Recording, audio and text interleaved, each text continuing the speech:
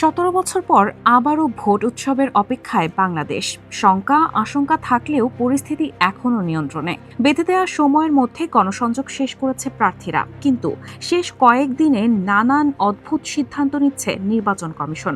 কমিশনের এমন বাদর নাচ দেখে জনমনে প্রশ্ন উঠছে, নাসির উদ্দিনের নেতৃত্বাধীন নির্বাচন কমিশন পূর্বসূরিদের মতো আরেকটি কলঙ্কিত নির্বাচন করতে চায়?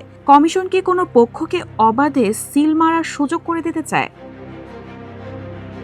প্রচারণার শেষ দিন সোমবার হঠাৎই ভোটকেন্দ্রে মোবাইল নিয়ে প্রবেশের নিষেধাজ্ঞা দেয় নির্বাচন কমিশন। এমনকি ভোটকেন্দ্রের ৪০০ গজের মধ্যে ফোন ব্যবহার না করার অবাস্তব সিদ্ধান্ত নেয় ইসি। এটার পক্ষে আবার অদ্ভুত যুক্তিও দেখান কমিশনের সিনিয়র সহকারী সচিব শহীদুল ইসলাম। এটাকে দুর্বিসন্ধিমূলক হিসেবে অভিহিত করে মাল্টিমিডিয়া সাংবাদিক, বিভিন্ন রাজনৈতিক দল ও সচেতন নাগরিকরা। প্রতিবাদের মুখে এই সিদ্ধান্ত থেকে পিছু হটতে বাধ্য হয় কমিশন।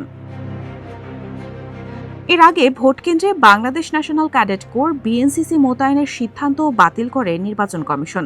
বিএনপির একটি প্রতিনিধি দল সিএসির সঙ্গে বৈঠক করে ছাত্রদের সম্পৃক্ততা না করার আবেদন করার পরই এই সিদ্ধান্ত জানায় ইসি।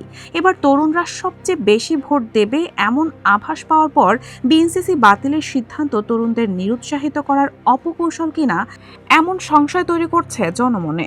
সেনাবাহিনীর অধীনস্থ বিএনসিসি শৃঙ্খলা বিধানেও বেশ পরিপক্ক, অথচ তাদের উঠিয়ে দিয়ে শৃঙ্খলাকেও ঝুঁকিতে ফেলার মতো অবিমৃষ্যকারী পথে হেঁটেছে ইসি।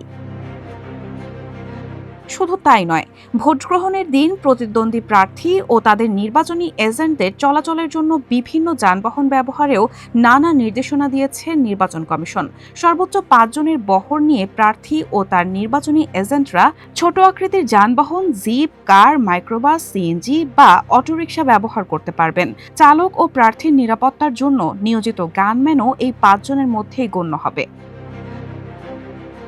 সন্দেহভাজন নারী ভোটারদের মুখ দেখানোর রীতি আগে থেকে জারি থাকলেও এবার সেটাকে বাধ্যতামূলক বলে ঘটা করে প্রচার করছে ইসি। যদিও কোনো নারী ভোটারকে পুরুষ কর্মকর্তার সামনে নিকাব বা বোরকা খুলতে বাধ্য করা যাবে না বলছে ইসি, কিন্তু এভাবে ঘোষণাটা পর্দানশীল নারী ভোটারদের নিরুৎসাহিত করার কৌশল বলে মনে করেন অনেকেই।